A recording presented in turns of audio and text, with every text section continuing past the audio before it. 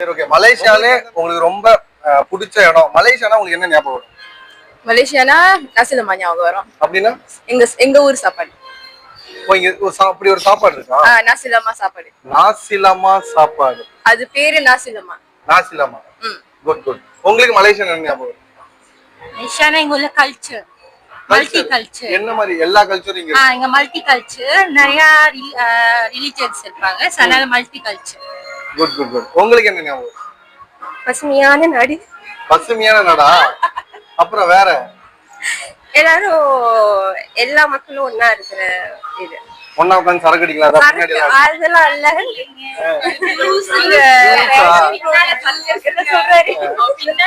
இல்ல, நீங்க அடிச்ச ஜூஸ் சொல்லல, அங்க பார்த்து சொன்னேன். அந்த சரக்கு சொன்னேன், நீங்க அடிச்ச சரக்கு சொல்லல. சரி, நீங்க குடிச்ச ஜூஸ் சொல்லல. உங்களுக்கு மலேசியா என்ன ஞாபகம்?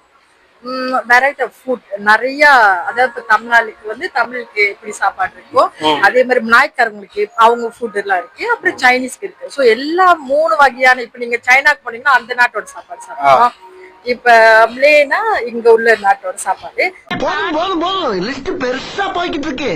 தமிழ்நாட்டுக்குன்னா முக்காவாசி வந்து தமிழ்நாட்டுக்கு போனாதான் அந்த மாதிரி ஃபுட் கிடைக்கும். இங்க மலேசியால வந்து 3 இன உணவுமே எல்லாமே கிடைக்கும். எல்லாமே கிடைக்கும். எல்லாமே கிடைக்கும். ஓகே. நீங்க இப்ப வாழை இலை சாப்பாடோ இல்ல பிரியாணியோ அதே மாதிரி மலாய்க்காரங்களோட இது பண்ணீங்கன்னா அவங்களோட ஃபுட் இருக்கும். சைனீஸோட ஈஸியா இருக்கும். உங்களுக்கு எந்த சாப்பாடு சாப்பிடுறதா டேஸ்ட் பண்ணுங்க. சூப்பர்.